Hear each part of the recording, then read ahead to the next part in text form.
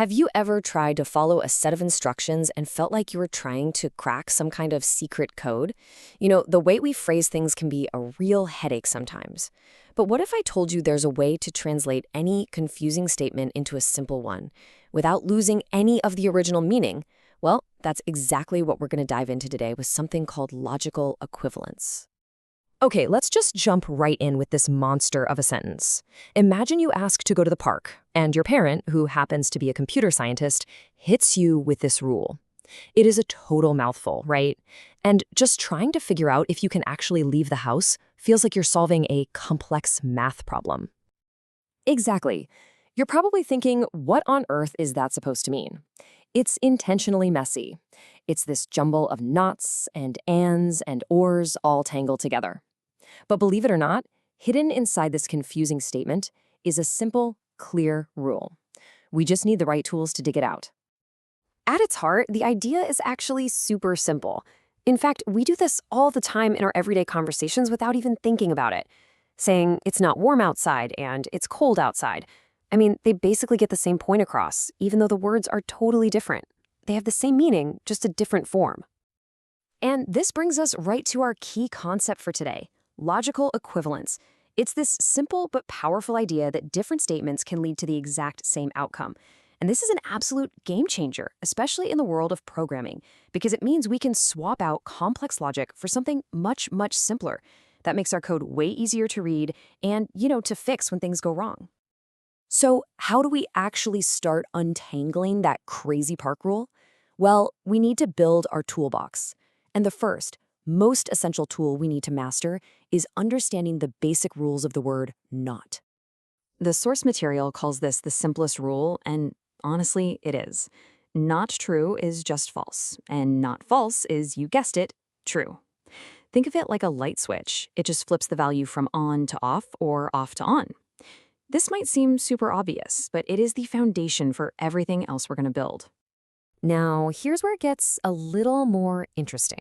When we stack two nots together, if I say something is not hot, I'm just adding extra words for no reason. It's confusing. The two negatives just cancel each other out, which brings us right back to the original, simpler statement. It's hot. Programmers are all about efficiency, right? We love our shortcuts. And this is a classic one. Instead of writing out the whole phrase, not A equals B, most programming languages have a nifty little symbol that means the exact same thing, the not equal to sign. It's just a cleaner, faster way to express the same logic. Okay, this one is really important. Pay close attention to how not flips comparisons around. So if I tell you a number is not less than 10, what does that actually mean? Well, it has to be either 10 itself or something bigger, right? So not less than is exactly the same as greater than or equal to. Okay, we've got the basics down. Now it's time to bring out the heavy machinery of logic, De Morgan's laws. These are the power tools that are going to help us break down those really complicated expressions.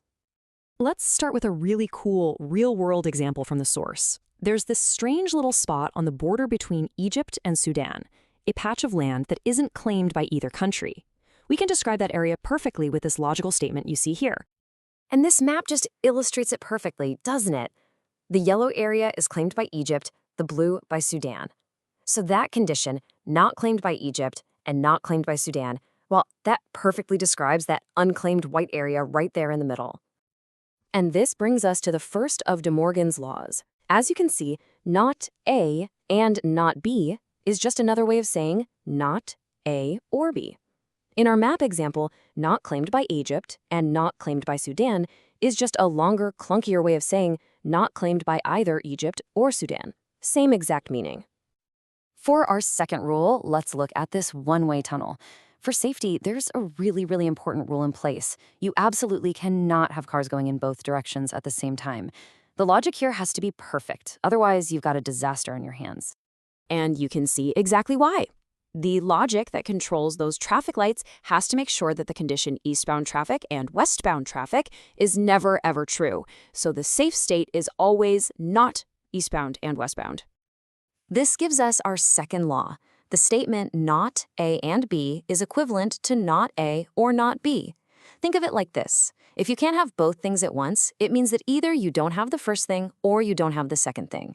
For our tunnel, that means to be safe, either there's no eastbound traffic or there's no westbound traffic. Makes perfect sense. All right, so now we have our full toolbox, the basic rules of not and the power tools, De Morgan's laws. Let's see what happens when we put them all together and turn some messy logic into something clean, simple, and understandable.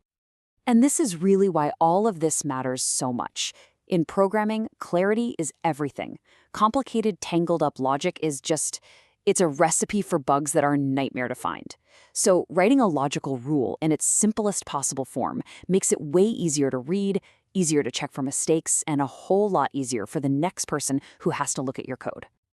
Okay, let's walk through this great example from the source together. As you see in step 1, we're starting with the expression A is greater than or equal to B and A is not equal to B. First, we can use our basic rules to translate this. A is greater than or equal to B becomes not A is less than B, just like we talked about. That's step 2. Then A is not equal to B becomes not A is equal to B, which gets us to step 3. Now look what we have, not something and not something else. That pattern should be setting off alarm bells in your head. It's a perfect setup for De Morgan's law. So for step 4, we pull the nut outside and we flip the and to an or. That gives us not A less than B or A equals B. Then we just recognize that A less than B or A equals B is, well, that's just the definition of A less than or equal to B. So our expression becomes not A less than or equal to B. And if A is not less than or equal to B, there's only one possibility left. A must be greater than B. And that's our final simplification. Look at that. Isn't that cool?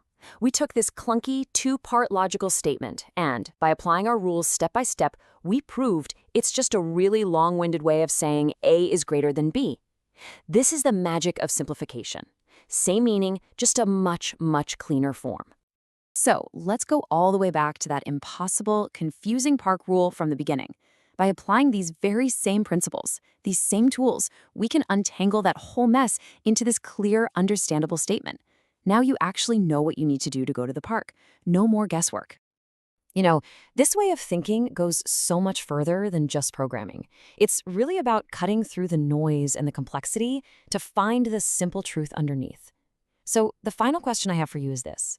Where else in your work, or your hobbies, or even just in your daily conversations, can simplifying your logic bring a little more clarity to your life?